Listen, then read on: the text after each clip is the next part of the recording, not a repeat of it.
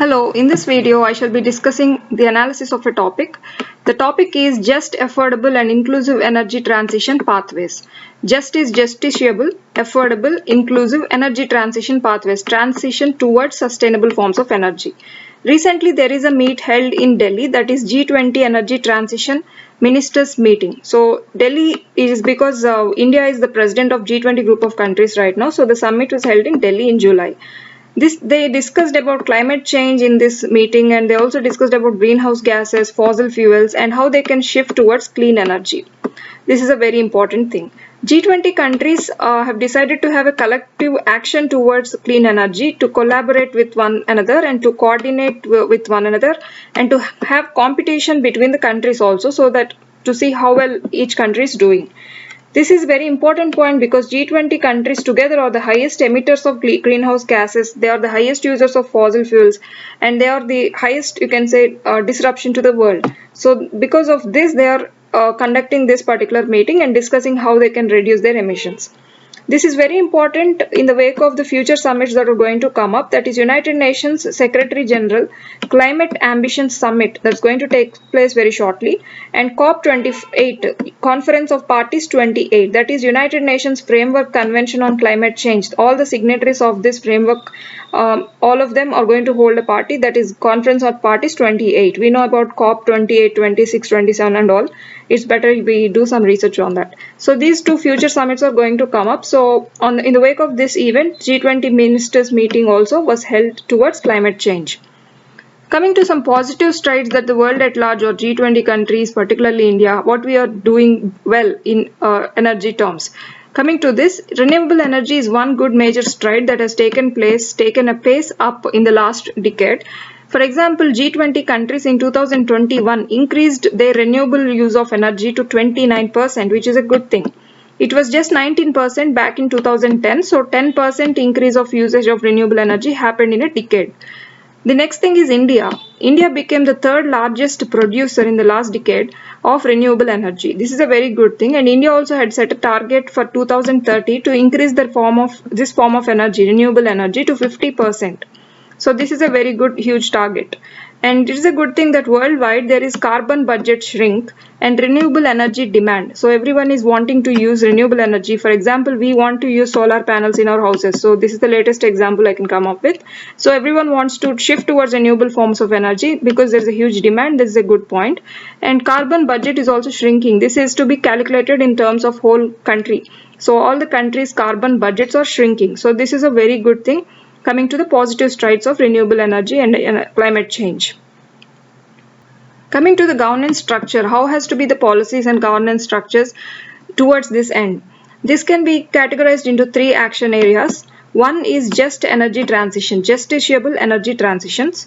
The next is diversifying economies, particularly G20 economies. The third is transparency and accountability. Coming to just energy transition, the just means it has to be inclusive of all countries irrespective of its economy, of its GDP. Even if it's a poor country, emerging, developing economy, it has to be included in energy transition. And the transition should be equitable. So to what country that's giving out the most destruction, most forms of fossil fuels, greenhouse gases, to that country, that there has to be awarded more economy, there has to be awarded more fines or taxes towards energy. So that is equitable. Giving equitable, inclusive, just energy transition is the main agenda of this meet. The next thing is every country has to have responsibilities and mandates they have to follow. The next thing is coherent delivery plans. They also have to have a coherent approach towards this, inclusive of all the ministries of a country. So finally they have to deliver the renewable energy. So coherent delivery plans have to be there. There has to be attraction of investment. So investments have to happen if there has to be development in renewable energy. So there has to be attracting of investments also. So this way they can achieve justiciable energy transition. So the progress indicators of this point are kinds of jobs created. We can tackle this with knowing the kinds of jobs these things are creating, and how well this is accessible to the people, and how well this sector is resilient, and how well innovation is happening. So if these things are happening, it is good we are going in a good line. The next point is government's task. What governments have to do? Here, governments have to set up multi-ministerial task force, as many ministries have to be involved towards renewable energy. So multi-ministerial task force have to be set up, and joint working groups have to be set up, and non-government actors should also be taken help of. So even private partnership or participation should be there. One good example recently is South Africa's Presidential Climate Commission, PCC. So it's good we research on this word. It's a very good commission that's built by South Africa, that's working towards climate action and all. So every country has to have this kind of commissions, these kinds of joint working groups and all. The next point is diversifying G20 economies. So economies have to be diversified for the long-term economic stability and inclusiveness, for the livelihood that is towards renewable energy. So this has to be the point. For this, international financial institutions should help the countries like multinational development banks, international climate finance. So these multinational or international financial institutions should help the poor countries to have some infrastructure that they cannot afford. For example, the infrastructure like renewable energy and grid infrastructure, energy efficiency infrastructure, very low carbon industrial technology. This is a very costly infrastructure. So even the international financial institutions should fund these infrastructures. For example, there is a high demand for green steel these days, but it's a very costly thing. So the international finance institutions should come forward and help these countries which cannot afford green steel demand or low carbon steel production. So this has to pace up. Now G20 countries are 90% take the share of 90% in production of steel and 80% in consumption. So they're producing more and consuming more.